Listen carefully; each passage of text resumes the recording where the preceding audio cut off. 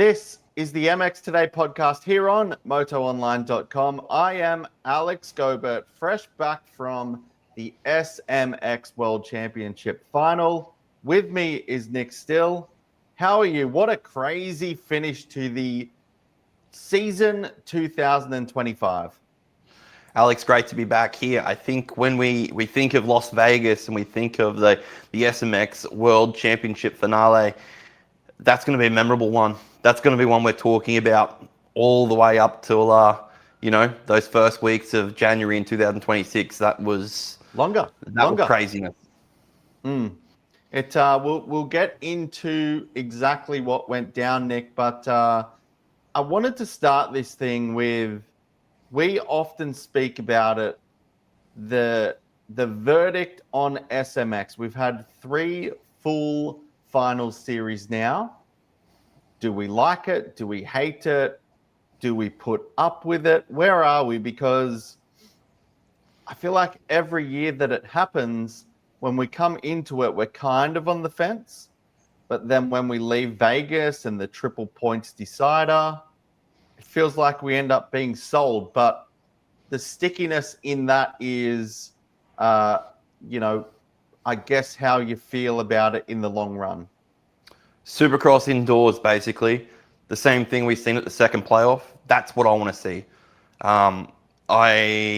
Yes, we had tremendous racing at Las Vegas Motor Speedway. Second year, we've seen it there alongside the drag strip down the strip there at Las Vegas Motor Speedway. No. Inside, in a stadium, same thing we've seen playoff 2. That's how this thing needs to look.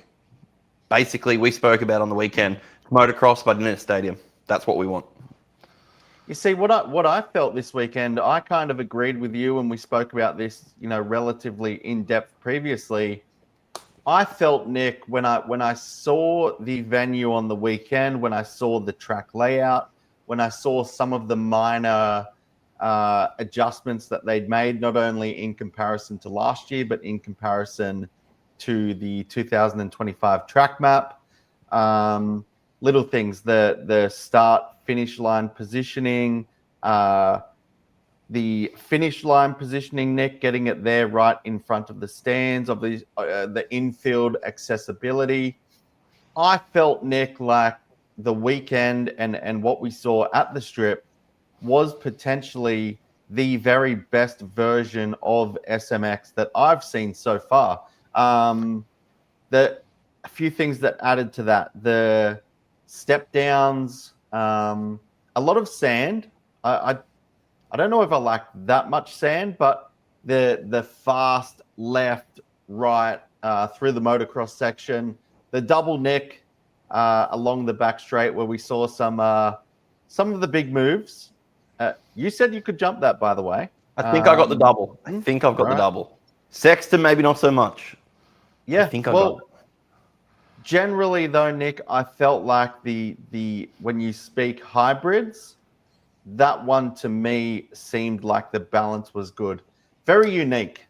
What I'm going to compare it to, Alex, is I'm going to compare it to 2024. Their use of space, their use of obstacles, a lot better. Significantly better, even. So, yes, I agree. Yeah, they're learning. I agree with you there. I agree with the tracks. I don't agree with the strips. I don't agree with the drag strips. It's not it. It's just not it. I think as well from a media standpoint, what we kind of find at a weekend like this is, for those not familiar, obviously many, we have a tent, probably more similar to an outdoor type structure, but they do set up what they refer to as the courtyard, Nick.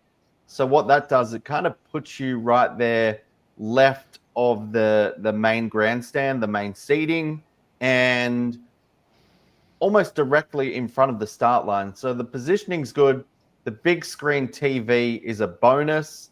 And as from a media standpoint, maybe it's not ideal, but potentially it's one of, I feel like you really get that balance, the experience of, yes, you're working, yes, you're on either the laptop or your phone, but at the same time, we're experiencing these events in a way like no other event in the sport. Very different than, for example, being in a press box at the top of a stadium.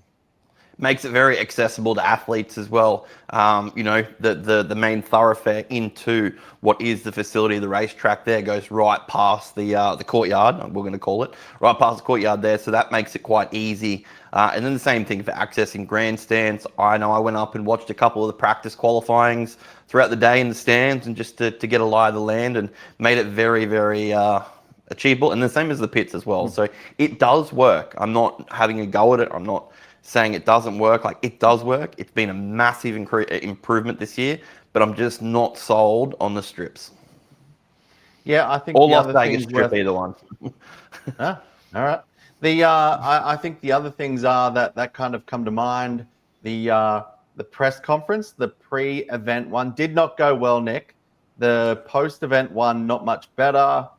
The media corral, No. while the idea, I feel like, is improving, wasn't executed for whatever reason, probably to the level that I think the media deserve, and whatnot. But at the same time, as you said, the improvements, the promise that we're seeing, the way that pit, the paddock was laid out this year, there was a lot of space. And on the Friday, almost felt like there was too much space. But once you got all of those people in, it really kind of made sense in that big circular type motion around, just almost one massive loop with some entertainment in the middle. So what I will say, the experience of SMX is very different, although similar to Supercross,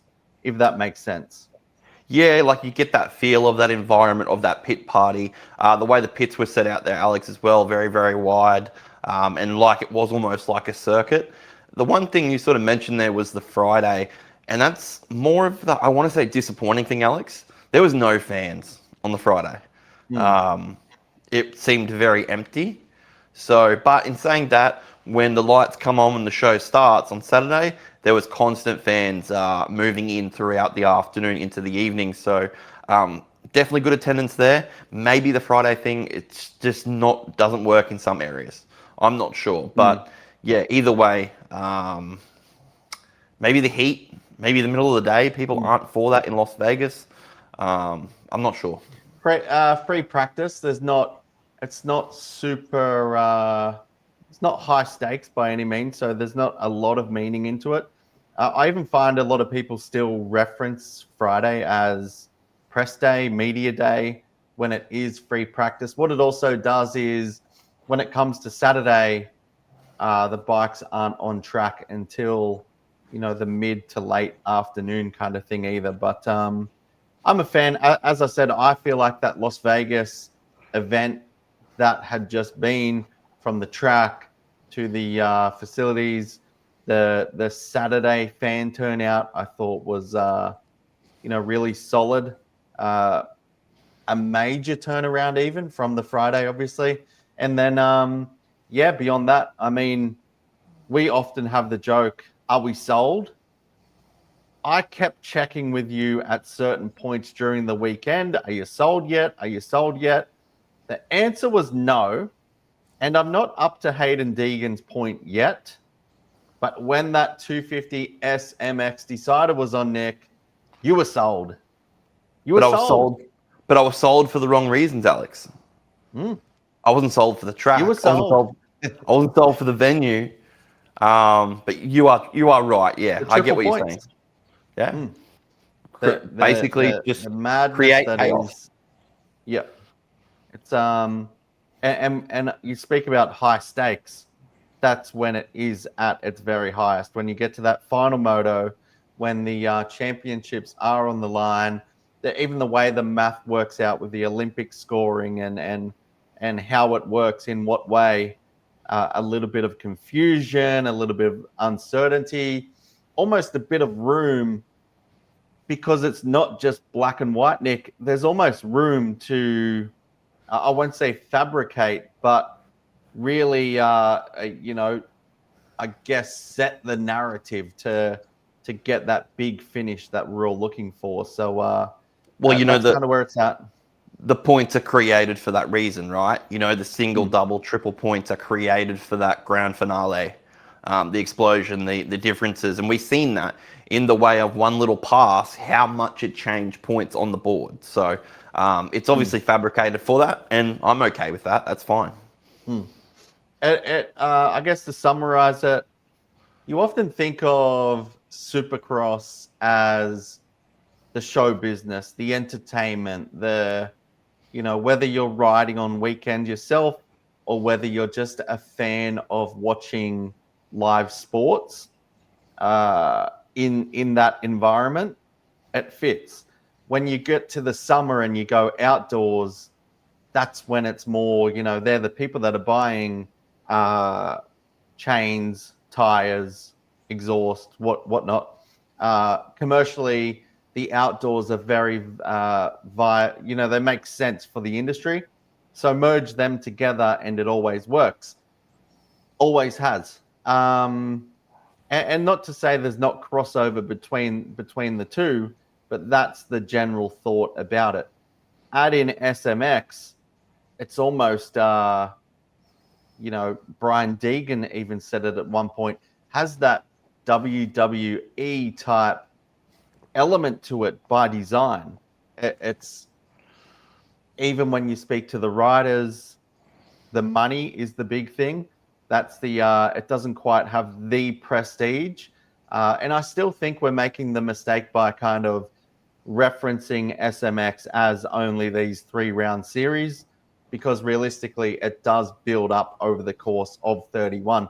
Maybe the reward has to be bigger than what it currently is for those that do go the distance.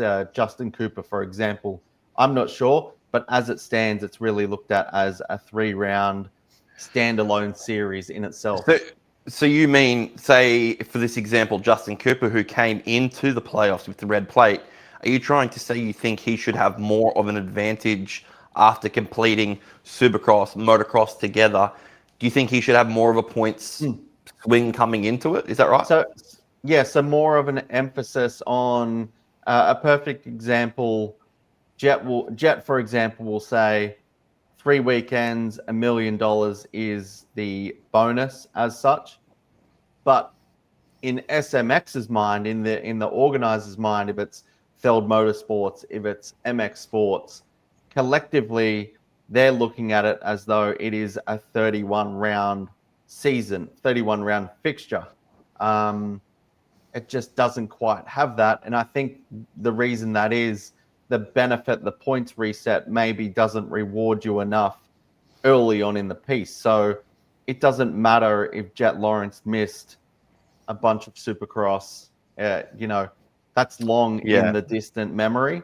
When it comes to this point of the year, double points, triple points, add that in, you can make up ground quickly. So, don't know, just some ideas, but I'm still a fan. I think from year one, obviously the Coliseum that we spoke about in LA, that was always going to be a real showstopper.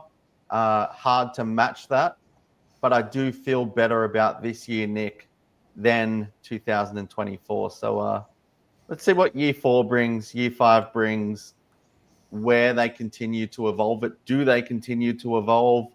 Time will tell. Anything else on SMX itself? No, I think you're right. We've now got that base model. It's it. 2 years of it, consistent all the way through. We now get to see how it goes on to year 3, year 4, year 5. Throughout that, we've got it. We've got the base model. Let's see what happens. Yep. We did see, Nick, the champions crowned in Las Vegas. So in the end, it was Honda HRC Progressive, did the double. Jett Lawrence, he managed to do the 3-peat, Nick. 3 450 titles in a row in terms of SMX. Once again, going down to the absolute wire with Hunter. And they went 1-2 for the second year in a row.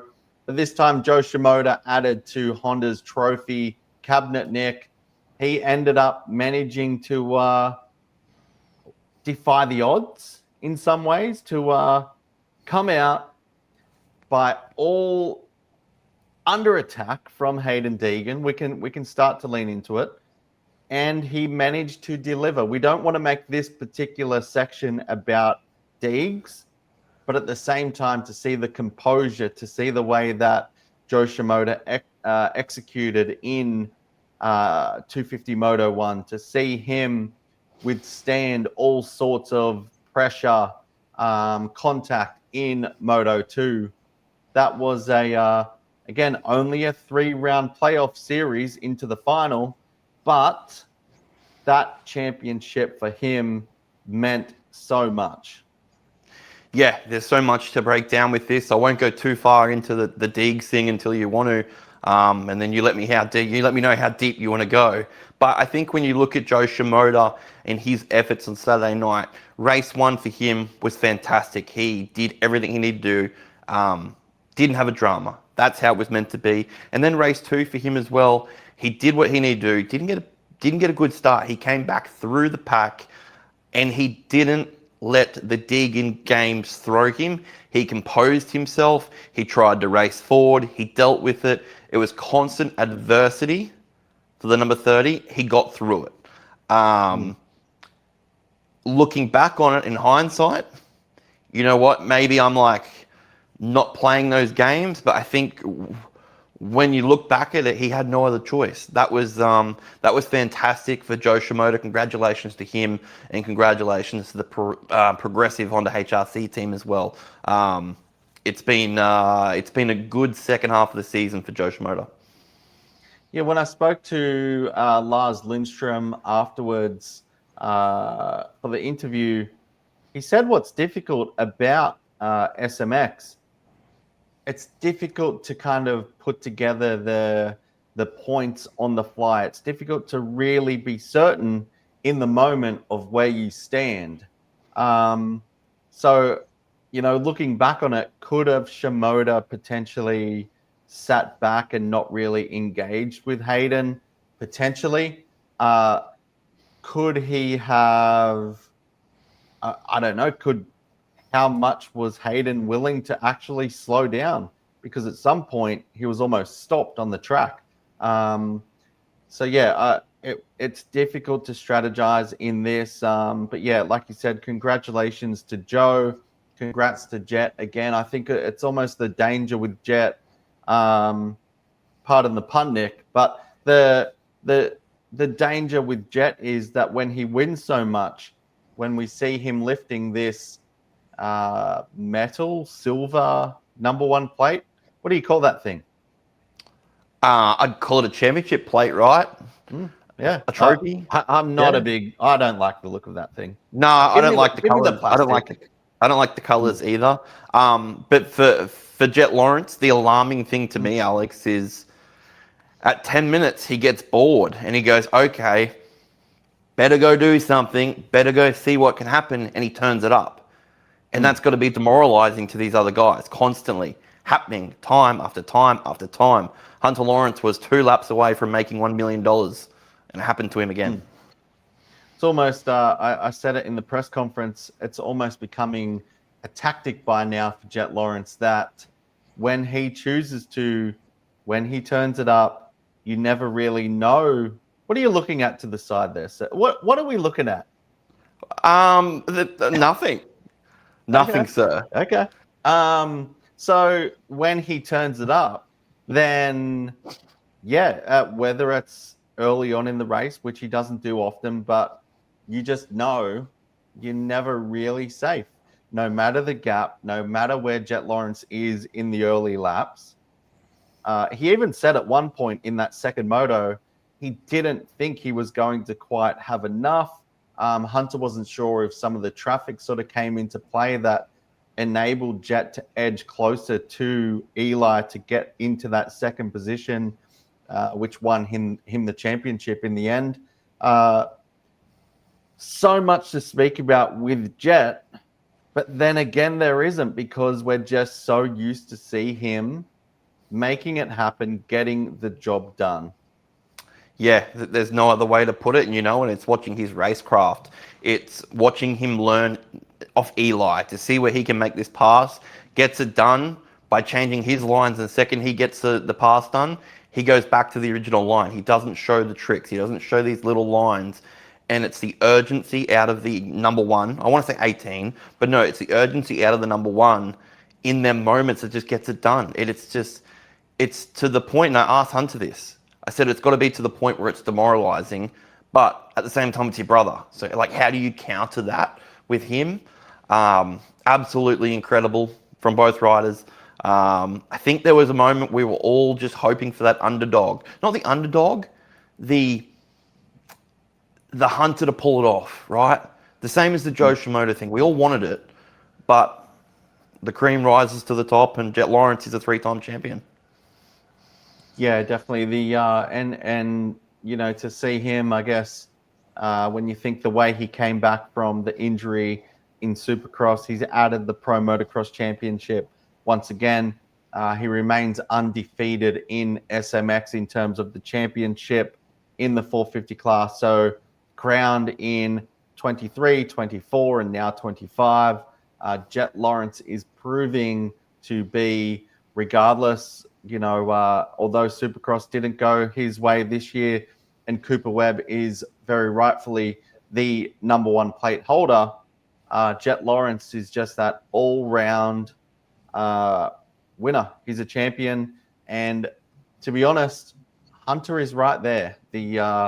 I think that's becoming more and more evident, and Eli Tomac as well, just once again continues to reinvent himself. We spoke, Nick, about Deegs. We'll get into it more in depth now.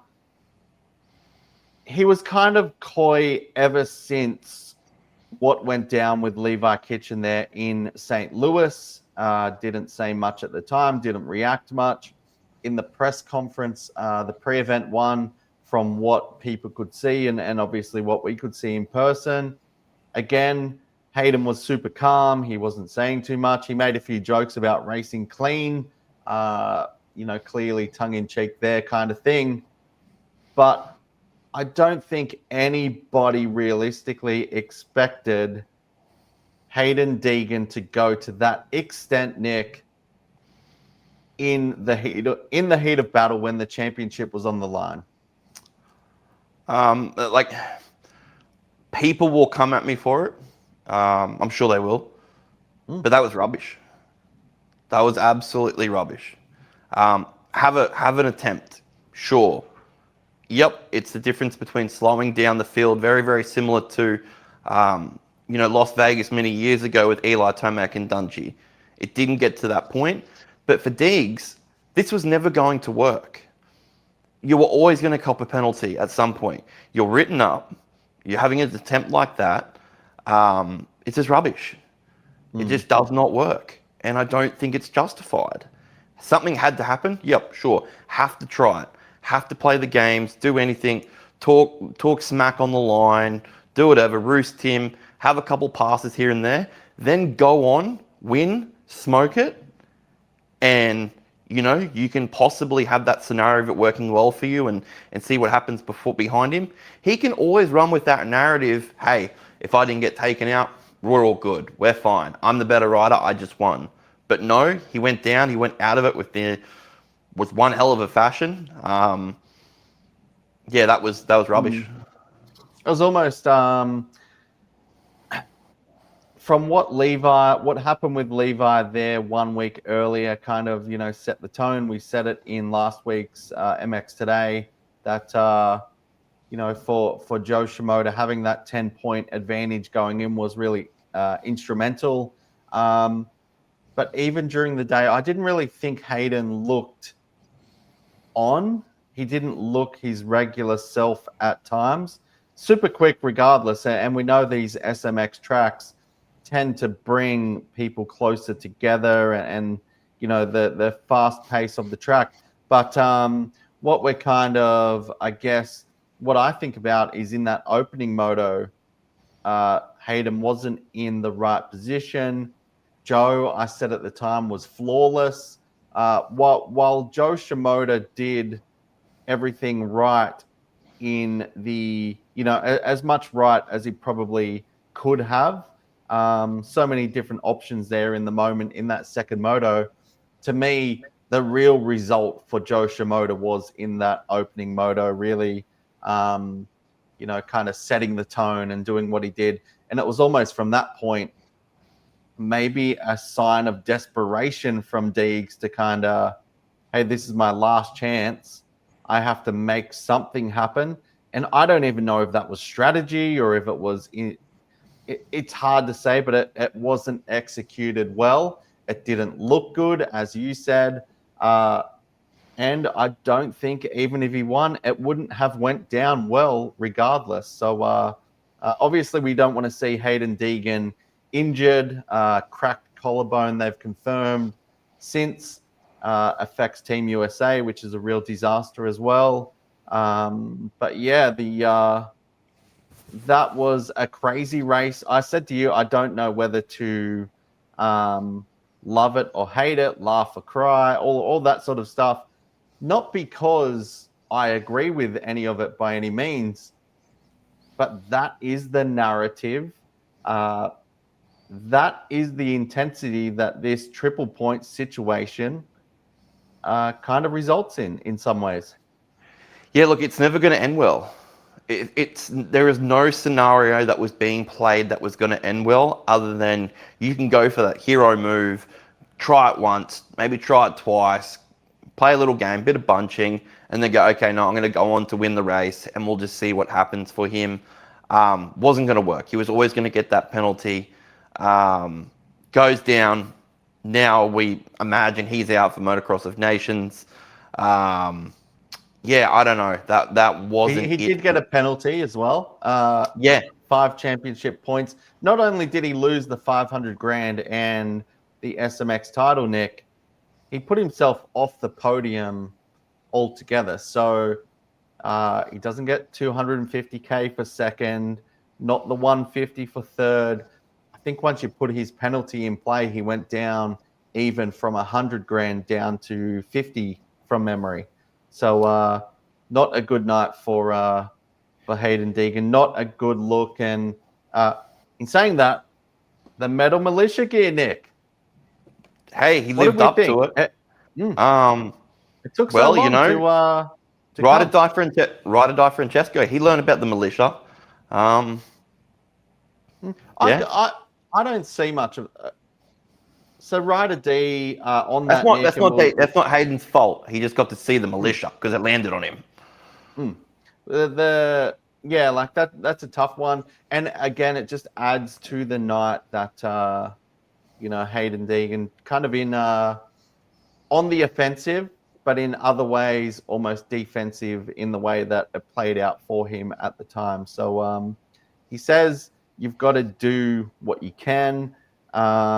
Tried what he could, and it didn't work out. The other thing, the popularity of Joe when he was leading that opening race, that was insane in itself. To see him, the crowd behind him, to that fan base of his was for real, and combine that with what we saw of Joe in the post-race press conference and interviews.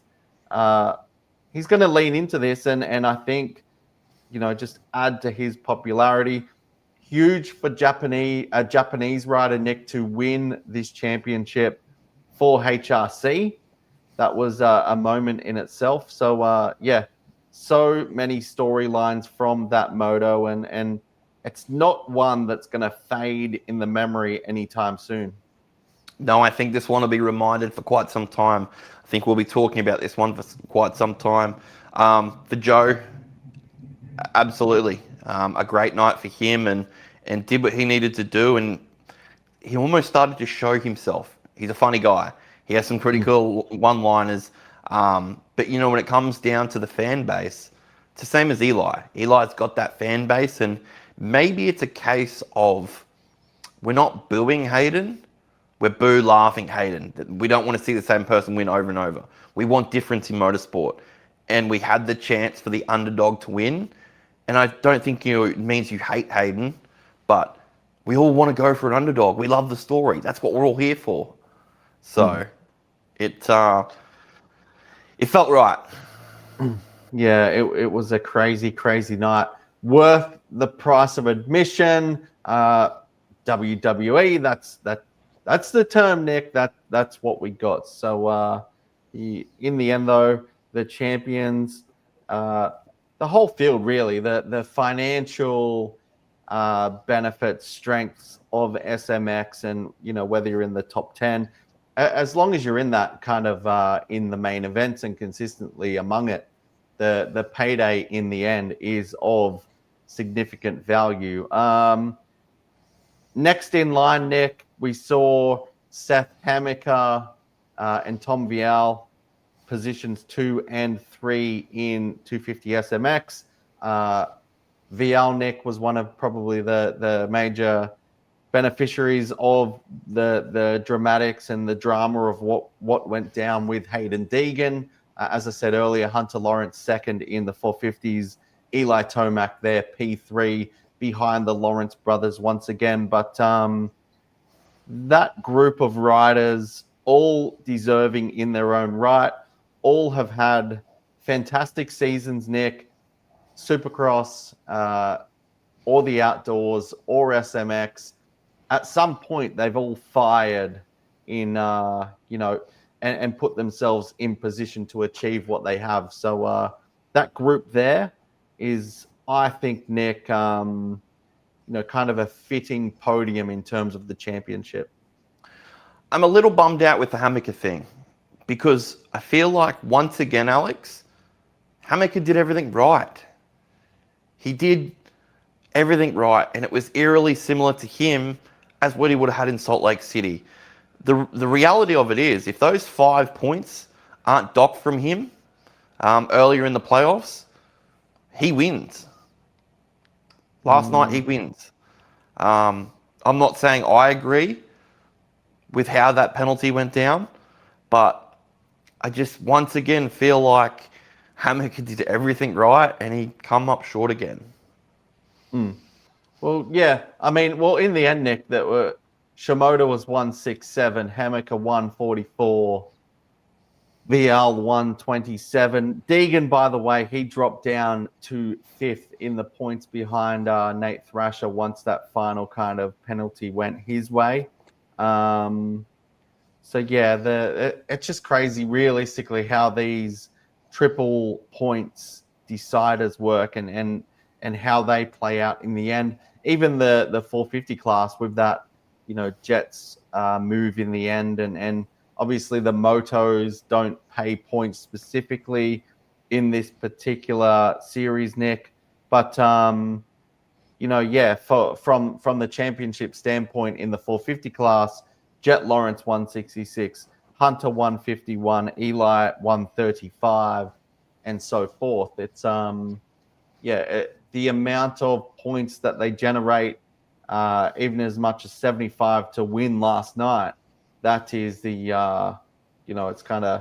a tricky one to keep track of. But on Hammaker, like you said, a really solid step forward. If you're speaking Shimoda, Nick, he just wanted to prove that he could go all the way and actually finish something off. For Seth Hammaker, it was more of a case of wanting to make it through the season, make it to the end, consistently contend, build momentum, build the foundation. That's exactly what Seth Hammaker did in 2025. Yeah, absolutely. Undergoing surgery on Tuesday on a shoulder to get that sort of fixed up, to get him fully ready and healed to go for next year. I think if he can build off this year like he has had with Monster Energy Pro Circuit Kawasaki, he will be a force to be reckoned with. And I'll put it out right now, from what I've seen, he's a championship guy. He's a championship contender. He says, Nick, he said it a few times, he feels it's only a matter of time until he's lifting the trophy. That's where he's at. This might be the resurgence. I want to call it the resurgence of Monster Energy Pro Circuit. Seth Hammaker, Levi Kitchen, Garrett Marchbanks, there is a lot of talent on that team, and I think if Hamilton can just build on it and keep this progression going, it's going to be pretty bright for him. So yeah, great ride for him, but I just can't help to feel that case of 2 times in a row now. He's done everything right, and it just slips away. It almost went all his way last night in the end. But Correct. Yeah. Hey, I thought the messaging from Tom Vial was kind of interesting. He's maintaining that kind of, can't wait for the winter, can't wait to get ready for 450 testing, preparing for the 450 next year. What he didn't signal, Nick, was where exactly he will be on that 450. So most think he wasn't lying. It was He is clever. training for a 450, and there's going to be a winter. So there are 2 to work from, Alex. Yeah, it was a clever approach. I don't know if it was him that came up with that. Obviously, the thought is that Tom Vial will return back to the MXGP paddock next year. Time will tell, Nick. But yeah, I mean, for him, statistically, Nick, he is his career in America has been nothing but solid. The results continue to be not only consistent, but a 2-time 250 SX East champion.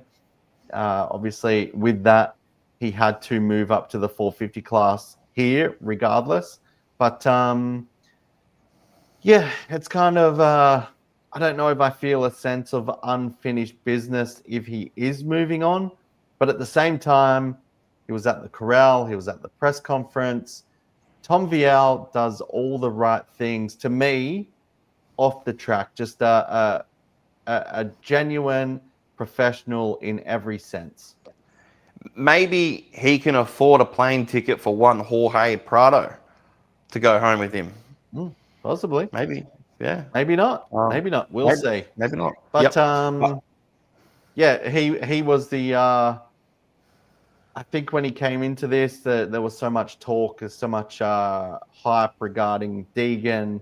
What would he do? Shimoda, how would he withstand it? Obviously, Seth as well, being there as kind of an outsider in contention. But yeah, in the end, Nick, it was third was, I think, a solid result for Tom.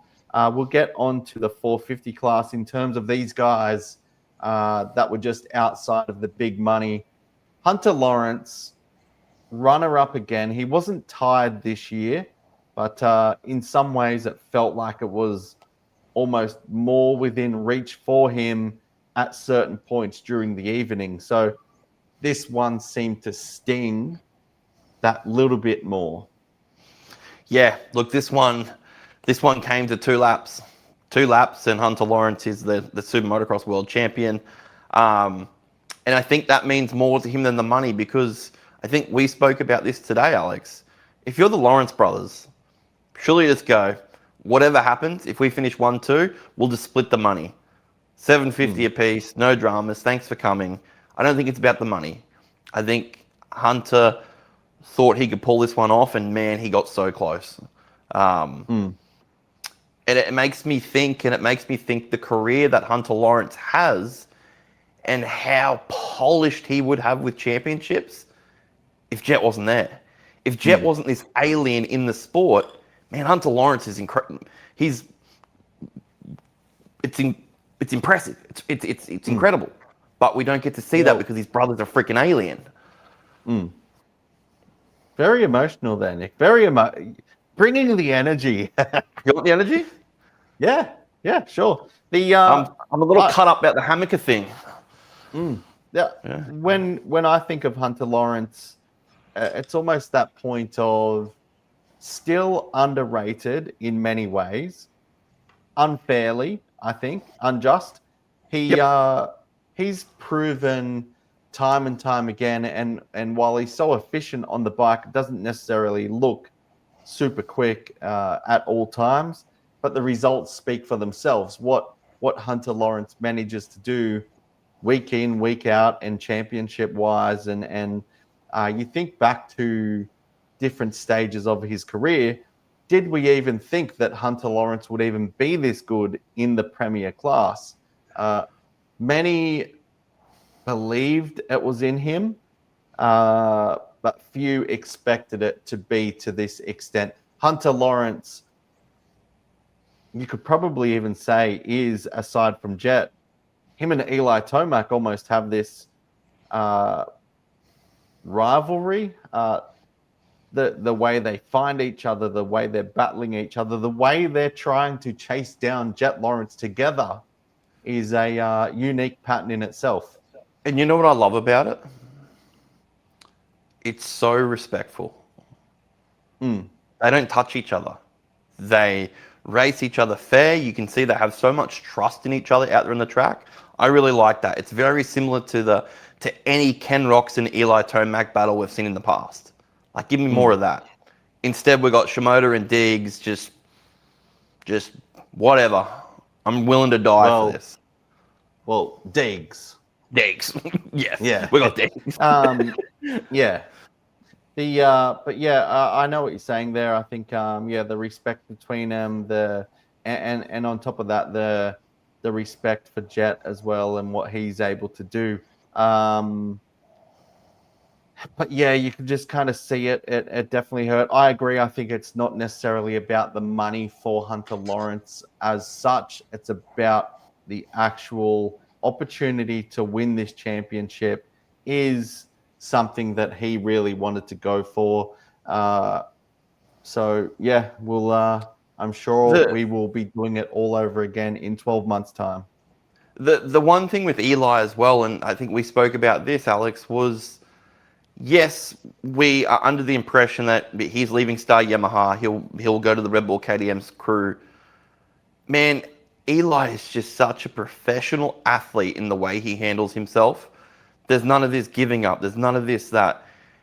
Last night we seen two things: is he'll 100% do anything he can for Star Racing Yamaha to win, for Eli Tomac to win, and he was legitimately disappointed with MX of Nations and that team with what happened. That dude is a professional athlete. Yeah. Yeah, he. No, I think you could see with Eli to the very end in SMX going, not only trying to win the championship himself, but just trying to compete for the race win and the rest of it. And it's almost like at this point of watching Eli Tomac, kind of feels like a bonus when you think back to, was he retiring, 22, 23? Maybe we see him for another year or two now. We're almost in that kind of he's revitalized, he's refreshed, he's enjoying it. So much to kind of respect there as well. At the moment of his injuries in the last few years, and we hated it, and it was the most cruelest thing, it has just progressed his career to be longer. Thanks to those injuries, and probably Jett as well. Jett's probably forced Eli into more years. So I'm super happy with that, because there's been multiple times I've gone to Anaheim 1 thinking I'm going because it's the last time we're going to get to see him there. What else kind of was, I think, important from Las Vegas, Nick, was the injury toll. It was, it's always a tough one when you get injured at the final round of the season. As we know, this 31 race series is, it's a marathon for everybody from the industry, the riders, mechanics, all personnel doing it. It's massive. But to see these people, unfortunately, go down at the final round, we're doing this pretty close after the event, so we don't have the full rundown at this point. But the ones that come to mind, you already mentioned it. Ryder Di Francesco, that was super scary when we saw him go down, obviously clipped by Hayden Deegan in that opening 250 SMX Moto. He suffered a concussion, Nick, so it probably appeared or looked worse than it was in the end. Still super serious, but it looked, even much worse than that. And he acknowledged it could have been worse. So yeah, good to see him kind of up and about and making his way around the venue towards the end of the night. Chase Sexton, the other one, we saw him go down heavily. That impact in that final race of the SMX season. Similar to Deegan, does this jeopardize his Team USA prospects? We will get onto that in a minute. But yeah, Chase is another one. He's saying he has a weak shoulder, whatever that means. So obviously some pain, going to undergo some scans this week to see exactly what the extent of that damage is. And then himself a mild concussion too. So the way that you sort of saw those guys go out, just super tough. We saw a number of kind of incidents over the course of race day. Yeah, it was tough. Same as Dylan Ferrandis, right? That looked like a heavy hit. Kyle Chisholm, another one of those riders. Cole Davies, Jordan Smith. It was heavy hits all day with these riders, Alex. Smith, you mentioned Smith. Went down, dislocated his shoulder, made it back not only for the night show, but he was, I think, P6 overall. So, yeah, an Ironman effort in itself. Genuinely dislocated. So, yeah, that he was went into pretty orbit. crazy to see. He went Drew into Adams, he went down in that first one, didn't finish, made his way back for the second race. Yeah, I don't know if it's something to do with the hybrid course or the whether it's a compromised bike setting, whether it's the Supercross combined with the higher speed. It's hard to say, but when these guys are going down, the crashes are big. Yeah, absolutely. The speed on that motocross section through the sand there.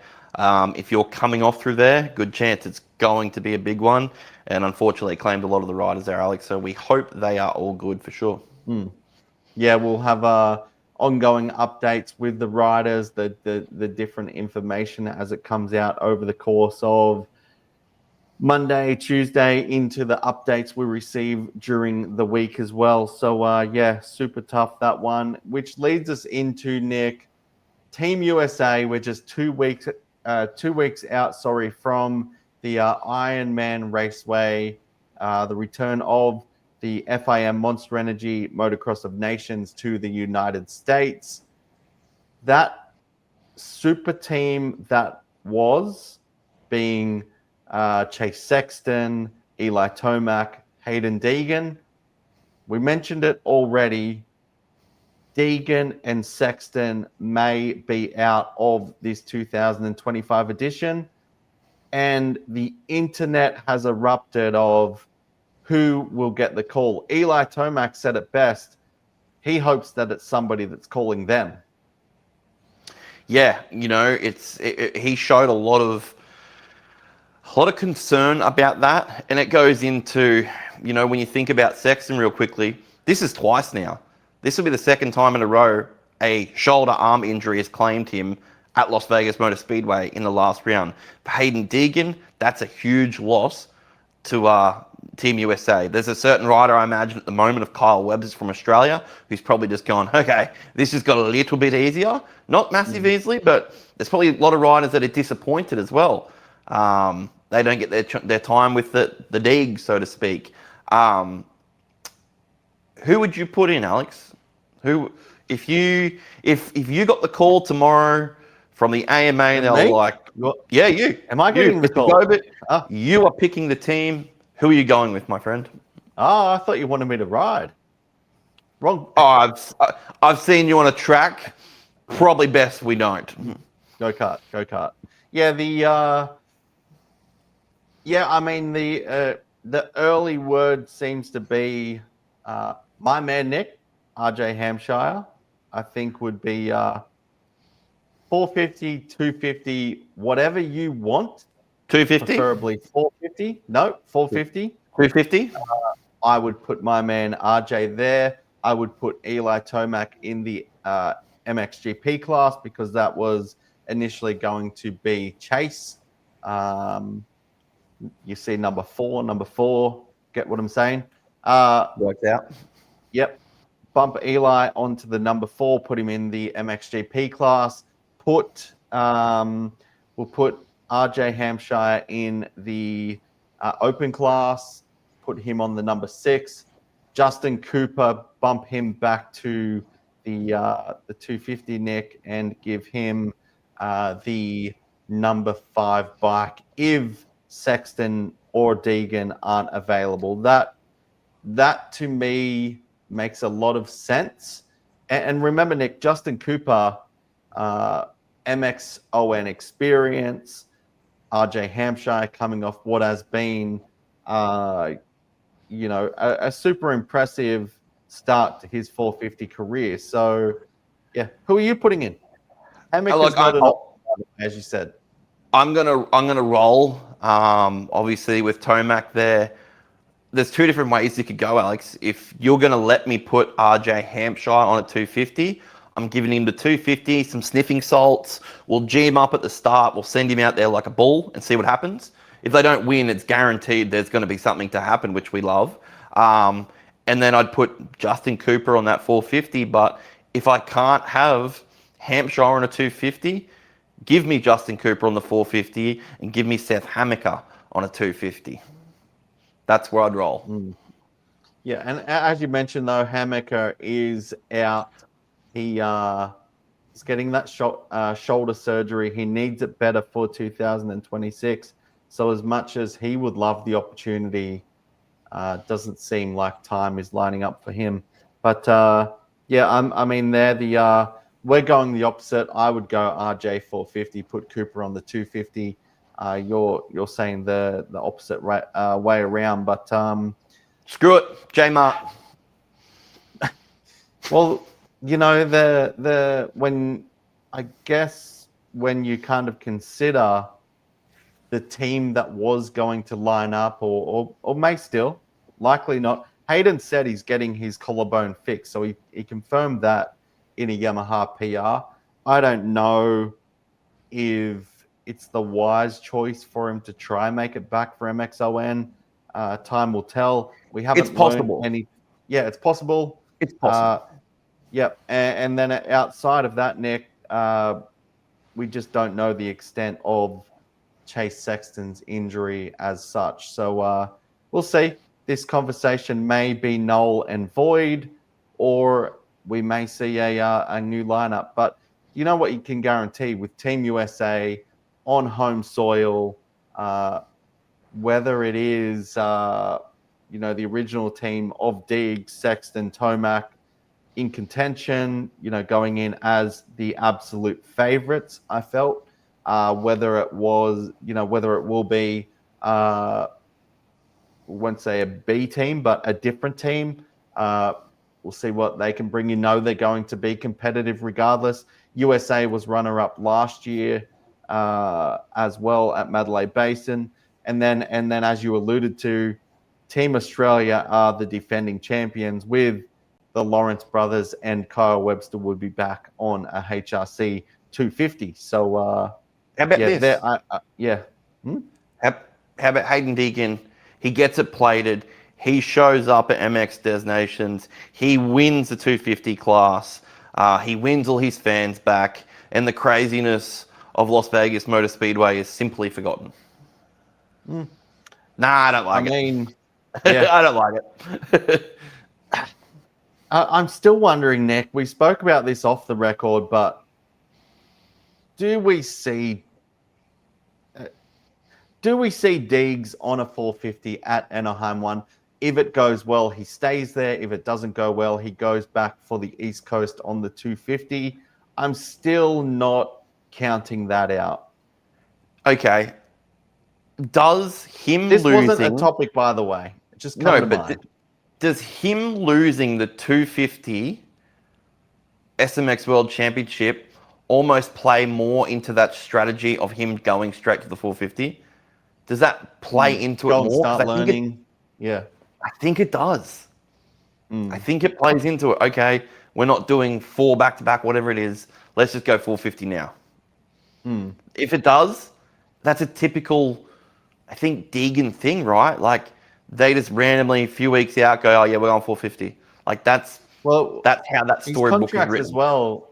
His contract as well is with the 450 arm of Star Racing, and Yamaha. So what that means is, I guess for Deegan, he was going to ride within the 450 team on the 250 come Supercross 2026.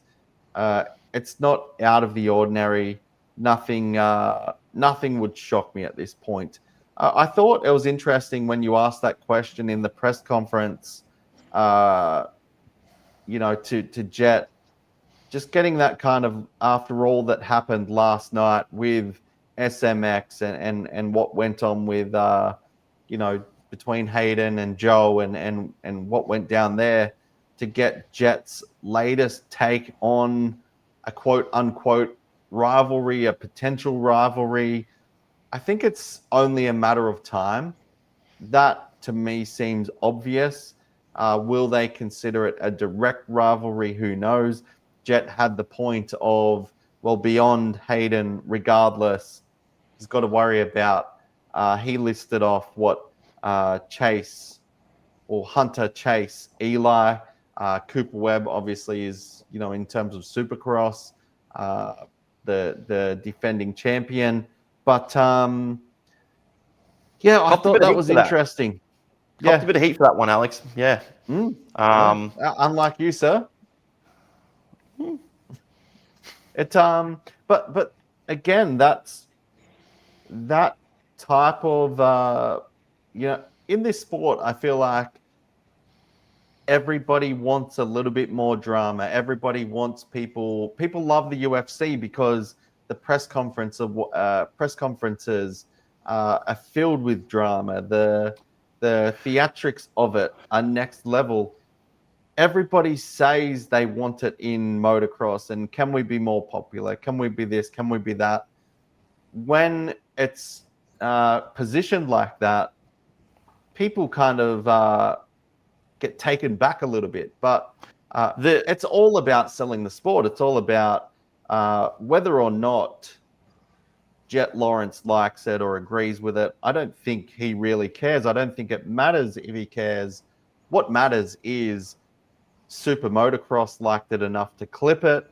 It went on social media. It got lots of views, lots of engagement.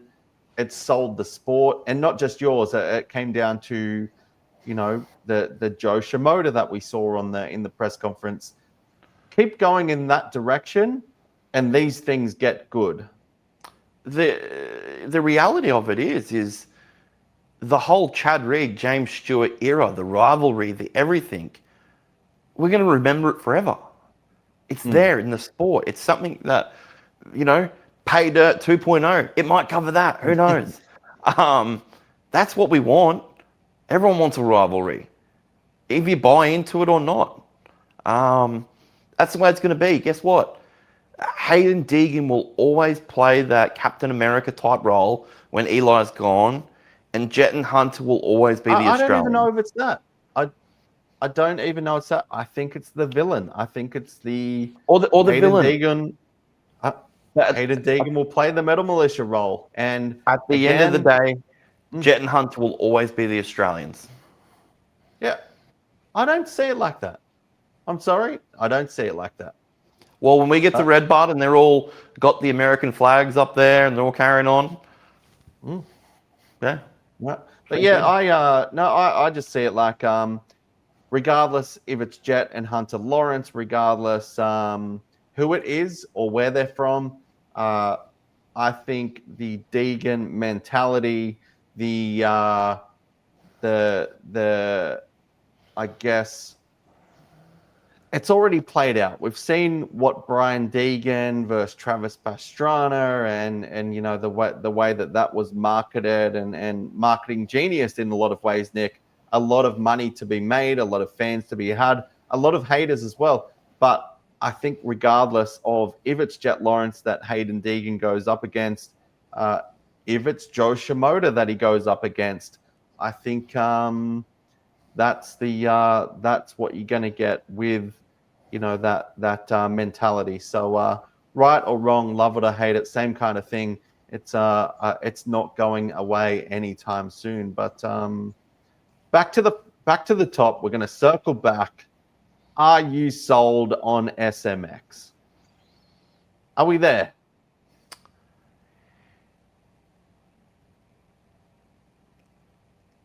Are we paused?